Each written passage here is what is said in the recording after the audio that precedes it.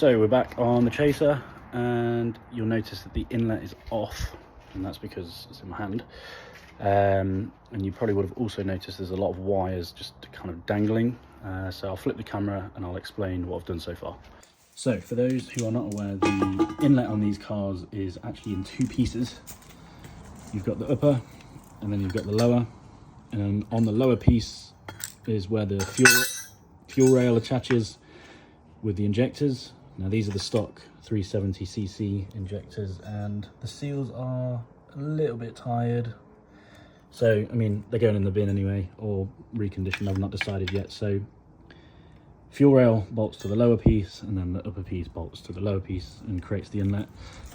You probably would have seen this in the first video as well. This is like a just absolute mess of things. It's got a fuel return, a vacuum line, and a coolant hose all in one, but we don't need that. As you can see, I've freed up a lot of room. What I have done is basically removed everything I can do. This is a coolant line. I need to figure out what to do with that, because I also have one here on this side. I don't know whether to loop them. I need to figure out what's what with that. This is my fuel rail return, and then here is the fuel feed, which comes from the stock fuel pulsation dampener, which we are ditching, and then the feed for that is down here. So essentially I need to take this off, I need to take all of these lines off all the way back to the tank, and then I can put some nice fresh AN lines on, which will make my life easy when I put a radium fuel rail. Now the radium fuel rail will have a pulsation dampener on anyway, and it will also have a fuel pressure regulator, which I can either mount on the end of the rail or remotely somewhere at the back. I've not decided yet, so if anyone has any suggestions with that, let me know. The stock oil cooler is humongous, but it works, so I'm going to keep that there.